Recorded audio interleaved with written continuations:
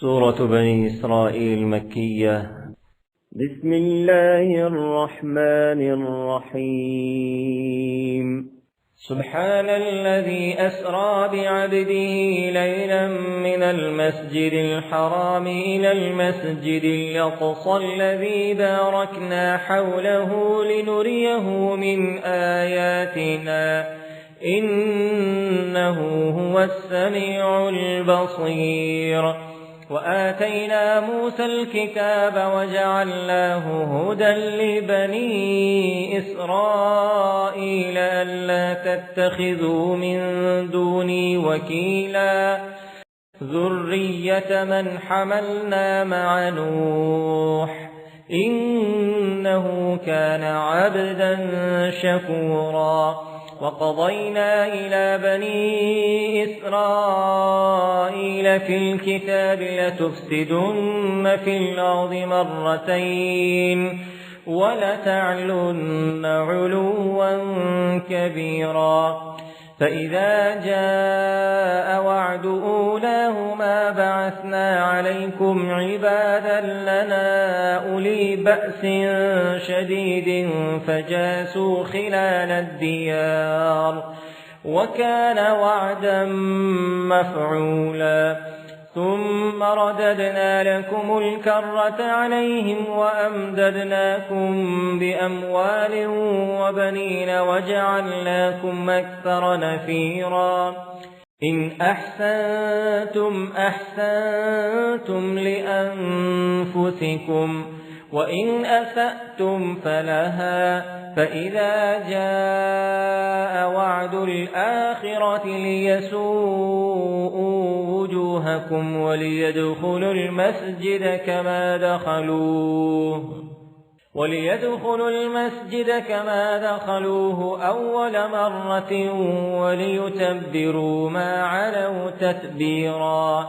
عسى ربكم أن يرحمكم وإن عدتم عدنا وجعلنا جهنم للكافرين حصيرا. إن هذا القرآن يهدي للتي هي أقوم ويبشر المؤمنين الذين يعملون الصالحات أن لهم أجرا كبيرا. وأن الذين لا يؤمنون بالآخرة أعتدنا لهم عذابا أليما. ويدعو الإنسان بالشر دعاءه بالخير وكان الإنسان عجولا.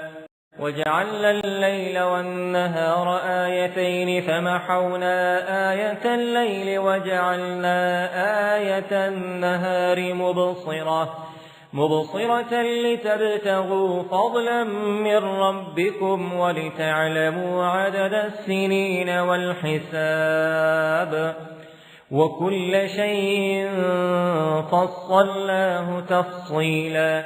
وكل إنسان ألزمناه طائره في عنقه ونخرج له يوم القيامة كتابا يلقاه منشورا. اقرأ كتابك كفى بنفسك اليوم عليك حسيبا.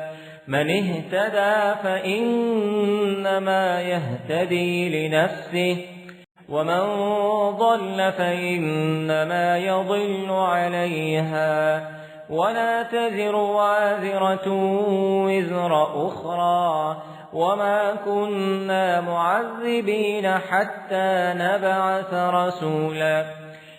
وإذا أردنا أن نهلك قرية أمرنا متر فيها ففسقوا فيها فحق عليها القول فدمرناها تدميرا.